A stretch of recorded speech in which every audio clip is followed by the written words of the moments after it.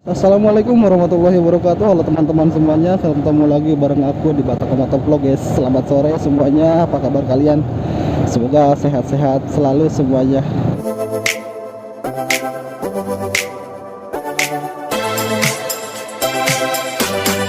Sore hari ini seperti biasa di Sukabumi bagian selatan, dan kita hari ini berada di Semanis ya.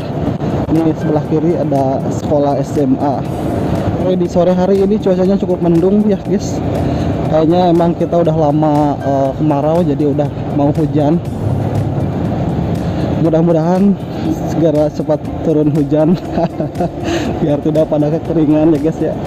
Oke teman-teman, kita lanjut gas aja menuju pantai selatan di jalur Sukabumi bagian selatan ya, tembusnya ke Ciwidey dan juga Pangandaran Garut. Di video kali ini kita ngomongin apa ya? Kita ngomongin orang kali. Tapi oke teman-teman semuanya, di video kali ini, di kesempatan sore hari ini, kita ngobrol santai sambil menikmati perjalanan sore yang mendung. Mudah-mudahan segera turun hujan agar yang kekeringan menjadi basah kembali. Mudah-mudahan dengan turunnya hujan ada keberkahan buat kita semuanya teman-teman. Oke guys, jadi di sore hari ini aku coba untuk sharing ke teman-teman semuanya. Ini aku akan ngomongin kelebihan, kekurangan motor ini, lebih fokusnya ke pengalaman. Jadi owning experience ya, berbicara pengalaman guys. Nah di sore hari ini aku akan coba ngomongin kelebihan dan kekurangan motor batangan seperti ini ya guys ya. Dan nanti akan di-compare juga dengan kelebihan dan kekurangan motor matic. Untuk motor maticnya yang aku akan bahas di sini tuh ya motor matic yang memang ini pernah aku pakai selama hampir 3 tahun teman-teman, ngambil dari baru ya. Cuacanya udah mendung, kayak mau hujan ini teh. Ya mudah-mudahan lah nggak hujan, nanti hujan kalau aku udah di rumah sih nggak masalah guys. Oke teman-teman, kita kembali ke topik aja. Yang pertama di sini aku akan ngomongin kelebihan dulu ya, pengalaman aku kurang lebih mungkin pegang motor batangan atau mungkin lah ke kopling dari matic tuh kurang lebih 3 mingguan guys. Dan selama 3 mingguan ini aku udah ngerasain banget gimana kelebihan dan kekurangannya ya pakai motor kayak gini. Oke, kita masuk ke pertama ya, kita ke kelebihannya dulu deh. Kelebihan daripada motor ini yang aku rasain selama kurang lebih 3 minggu pemakaian guys. Yang pertama kelebihannya itu di tenaga. Kenapa? Karena ya yang namanya motor batangan, terus kopling, terus cc-nya juga sedikit lebih tinggi gitu ya, lumayan lah ya, nggak kecil-kecil banget. Jadi tenaga itu ada ketika kita mau nyalip tanjakan dan perjalanan jauh, itu cukup bertenaga juga gitu guys. Nah kelebihan yang kedua yang aku rasain juga guys, ini karena ini motor laki ya, tangkinya di depan, jadi kompartemen bahan bakarnya banyak, sehingga ketika kita mau perjalanan jauh cukup satu kali isi full tank sampai di tujuan, sampai pulang lagi, bahkan kita nggak perlu mampir-mampir ke pom bensin guys. Jadi itu kelebihan yang kedua. Oke, kita lanjut ngomongin kelebihan yang selanjutnya. Wow, najam.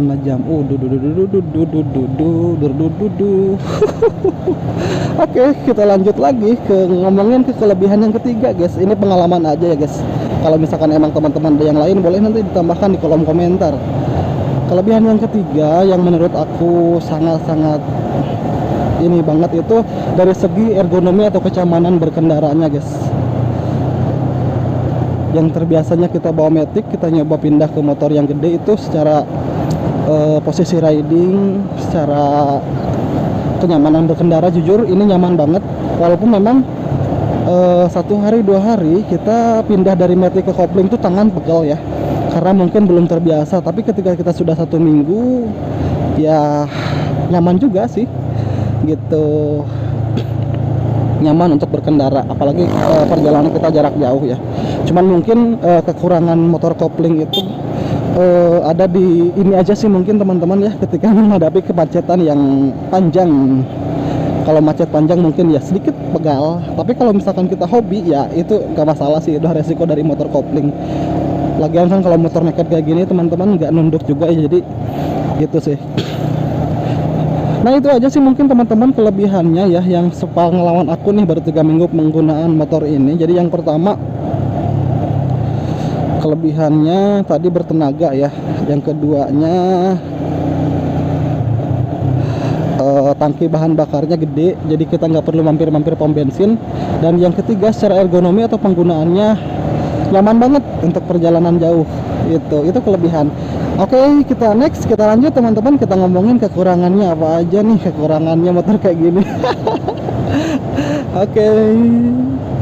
Kekurangan yang pertama yang paling dirasain ya, apalagi kita terbiasa dengan membawa motor matic dan pindah ke motor ini tuh,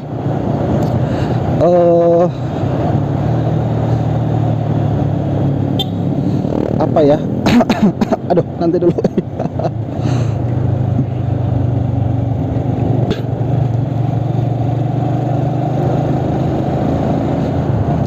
Oke guys, jadi kita masuk kekurangan yang pertama Yamaha Pixen ini yang aku rasain ya. Kalau misalkan kita terbiasa dengan motor matic yang memang banyak kompartemen untuk barang bawaan ya, bisa naruh barang di depan, di bawah jok, di gantungan gitu ya. Nah, kekurangan yang pertama itu kita nggak bisa bawa barang guys. Di motor ini tuh kita nggak bisa bawa barang. Bawa jas hujan aja kita harus bawa tas baru bisa. Jadi minim banget kompartemen ya. Di bawah jok nggak ada kompartemen, di mana-mana juga nggak ada tempat penyimpanan di motor ini tuh. Itu satu kekurangannya. Jadi ketika kita pergi kemana-mana, mau nggak mau kita sebagai rider harus membawa tas buat penyimpanan kita. Jas hujan sekalipun kita sama guys, harus pakai tas. Tuh kekurangannya yang pertama. Oke, ada mobil nanjak guys. Nikmatin turunan. Mendung tapi mudah-mudahan sih nggak hujan di jalan. Hujan di jalan nggak bawa jas hujan, cipruk sih kena. Oke, kita lanjut guys, kita ngomongin kekurangan yang kedua, berat. Jadi kekurangan yang kedua itu berat ya, karena bobotnya 1,30 kilo ya, 100 kilo lebih guys. Ini kerasa banget pas dibawa ke jalanan yang jelek atau bukan aspal kayak gini ya, jalanan yang tanah terus jalur gunung, ini berat banget. Sehingga apa ya, kalau kita misalkan nggak kuat buat nahan, ini rentan jatuh. Itu sih kekurangannya. Perjalanan masih 1 jam guys dari sini. Oke, ya mungkin kalau misalkan sepengalaman aku selama 3 minggu teman-teman semuanya, kekurangan dan kelebihan yang aku rasain sih itu aja sih. Mungkin kalau misalkan teman-teman ada pengalaman lain, nanti boleh di-share di kolom komentar aja teman-teman ya, terkait bagaimana apa aja kelebihan yang teman-teman rasain selama menggunakan motor Yamaha Pixen ini, dan apa aja kelebihan yang teman-teman rasain juga. Nanti share-share di kolom komentar ya guys ya.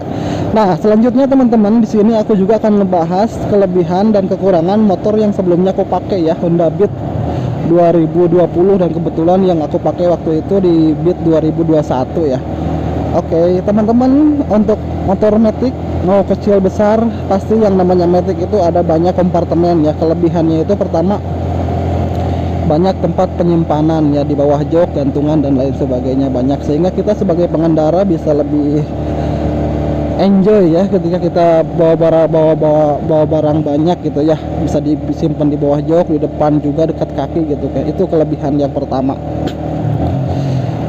Yang kedua, kelebihan motor matic, apalagi matic kecil ya seperti Honda Beat, itu di bahan bakarnya yang memang super duper irit ya. Itu kelebihannya, super irit. Jadi kita bisa menghemat banget bahan bakar, walaupun misalkan tangki bahan bakarnya kecil, tapi kalau misalkan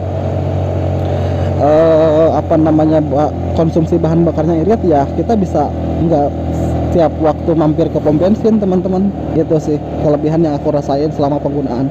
Terus kelebihan yang ketiga, ketika kita ngelewatin jalur pegunungan yang jalanannya ekstrim, belum aspal gitu ya teman-teman, motor matic itu apalagi Honda Beat ya sangat ringan lah. Katakanlah kalau kita misalkan ya jalanannya kayak yang aku selalu laluin kemarin itu ya jelek, terus sering nancep di lumpur gitu, itu mudah banget buat ngangkat-ngangkatnya sendiri pun bisa ya. Itu kelebihannya.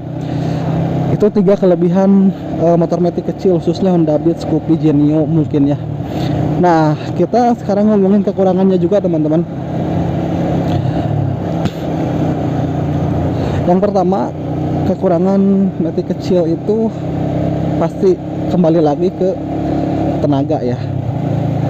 Oke, aduh nanti kita coba ini di depan teman-teman ya. Ini belokan bisa nabrak, buset tuh kan ya, hilang jauh eureun di jalan. Aduh balangah nabrak atuh.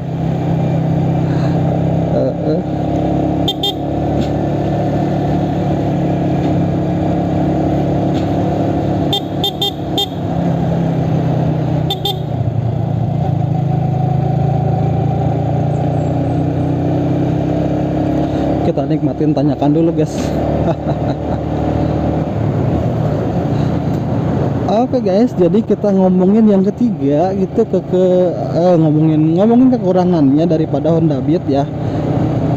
Yang pertama yang paling aku rasain selama kurang lebih 3 tahun pakai itu tenaga. Apalagi Beat yang keluaran 2020 yang rangkanya ESAP ya. Rangka pintar untuk melipat.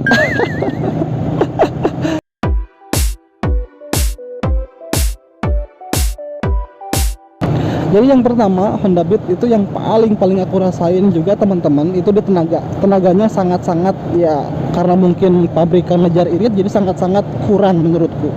Apalagi kita bawa touring, bawa perjalanan jarak jauh dengan yang standaran itu ya, kita sangat-sangat kurang ya. Apalagi kita boncengan sendiri pun teman-teman, kadang kita nggak bisa nyalip mobil karena memang tenaganya benar-benar nggak ada powernya gitu, loss banget lah gitu. Itu pertama kekurangannya. Terus yang kedua, kekurangan daripada Matic kecil itu, kalau yang aku rasain selama 2 tahun itu apa ya, selain tenaga, mungkin itu sih yang paling kerasa sih guys. Jadi berbalik dengan motor yang kopling ya. Kalau misalkan kopling udah pasti bertenaga, apalagi cc-nya lumayan gitu guys. Jadi gitu sih kelebihannya, ada kelebihan kekurangan masing-masing guys gitu. Cuman jujur penggunaan motor Matic itu cocoknya untuk orang-orang yang memang udah berkeluarga. Karena ketika kita udah berkeluarga, mau ke mamah mertua atau ke siapa, pasti kita kan selalu bawa apa, bingkisan atau apa. Kita kalau di Matic banyak kompartemen, banyak tempat guys, sehingga kita nggak repot lah buat bawanya gitu. Dan kalau motor seperti ini mungkin digunakannya cocoknya buat yang masih single gitu ya. Kalau yang udah nikah sih buat perjalanan jauh, apalagi mau ke orang tua, ini kurang cocok gitu. Oke guys, mungkin itu aja sih video sharing kali ini teman-teman. Itu berbicara pengalaman pindah dari Matic ke kopling tuh ya, kira-kira seperti itu teman-teman ya. Oh udah mendung, kayaknya mau hujan beneran ini mah, nggak di prank kayaknya. Wow, dari sini ke Tegal Bulut kurang lebih setengah jam lagi guys. Oke teman-teman, mungkin itu aja yang dapat aku share. Jika teman-teman suka dengan kontenku, silahkan dukung, like, komen, dan subscribe. Terima kasih semuanya. Assalamualaikum warahmatullahi wabarakatuh. See you next video. Bye bye guys.